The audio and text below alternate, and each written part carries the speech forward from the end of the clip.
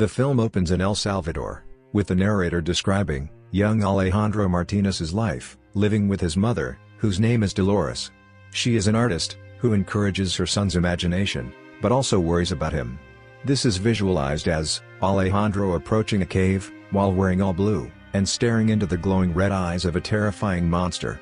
In the present day, Alejandro lives in Bushwick, with roommates, while hoping to work as a toy developer for Hasbro. One of the roommates, named Spray, always invites Alejandro to go out, but he remains focused on his work, and staying in the country. He has ideas for odd, but unique toys, such as a Barbie that has her fingers crossed behind her back, Cabbage Patch Kids that have smartphones with special messages or pictures, a Slinky that doesn't go downstairs easily, and a toy car that gets a flat tire. But Alejandro's application is ultimately denied. Alejandro takes a job, working as an archivist for a company called Freeze Corp. He is assigned to look after a cryogenically frozen artist named Bobby Asensio.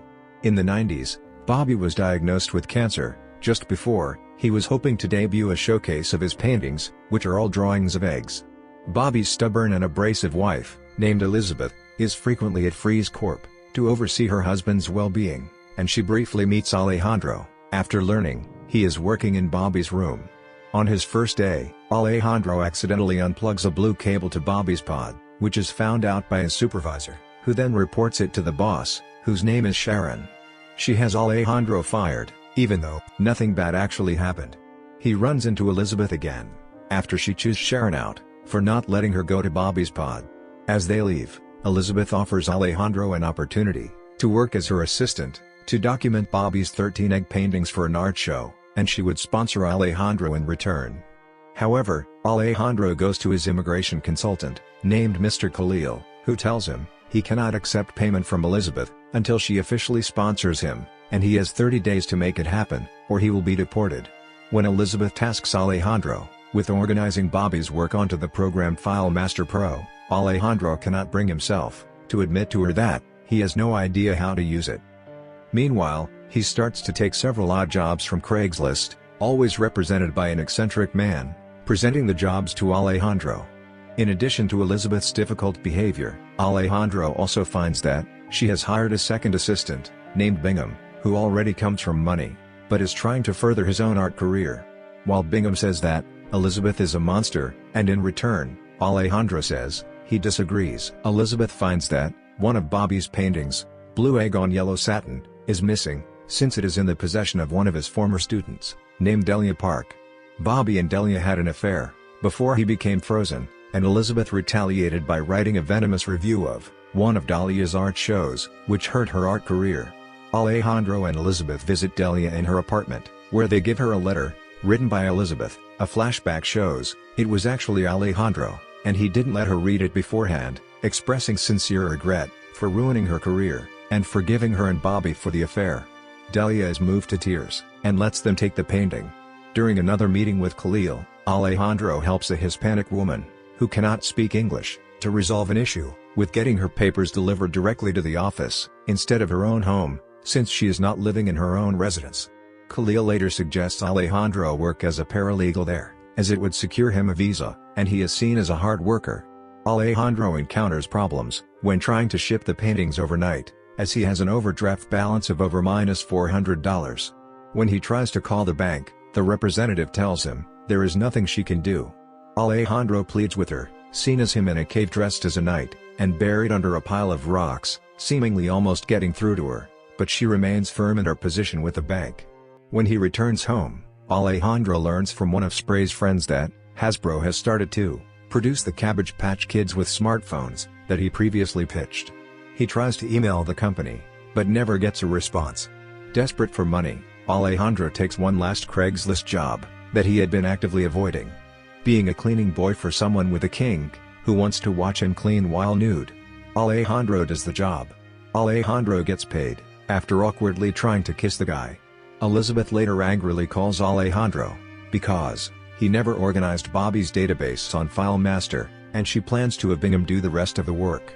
Later, Alejandro gets a call from an art gallery in Roosevelt Island, as they have decided to do a solo show for Bobby's paintings at the last minute.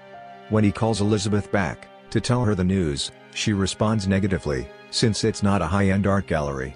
She begins to rage against Alejandro again, bringing to mind that Elizabeth's nickname in the art world is the Hydra. A flashback with Bobby shows him saying, "You fix one problem, she gives you two more," but Alejandro gets her to shut up and accept the offer.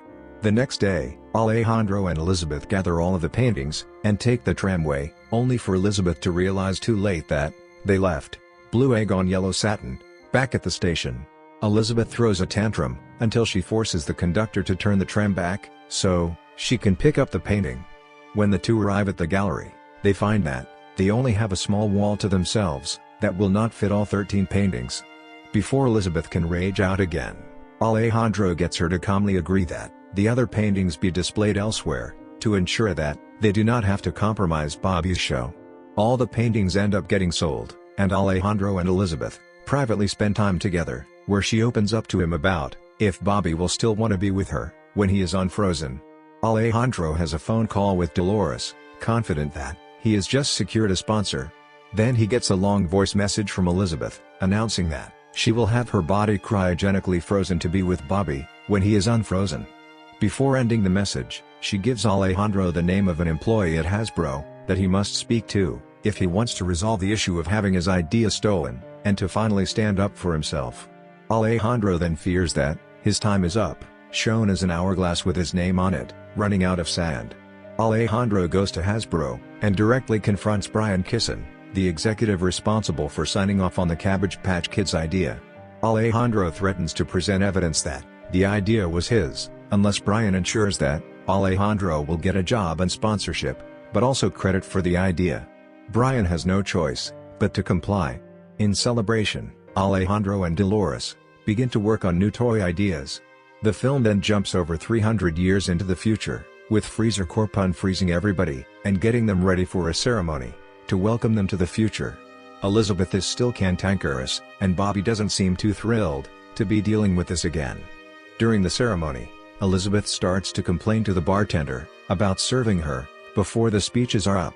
An elderly Alejandro, who froze himself not too long before, then recognizes her and starts walking toward her.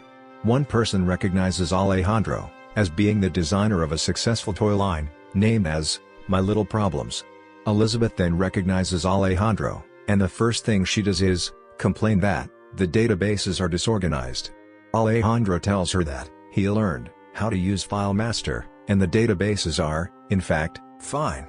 As a stunned Elizabeth looks upon her old friend, the narrator concludes by showing that, in the end, Alejandro really did go out into the world, dressed in all blue, and stare the monster in the eyes. And from here, my friends, the recap is done. Now I'm signing off, and we'll be back tomorrow with another good movie recap, but till then, goodbye.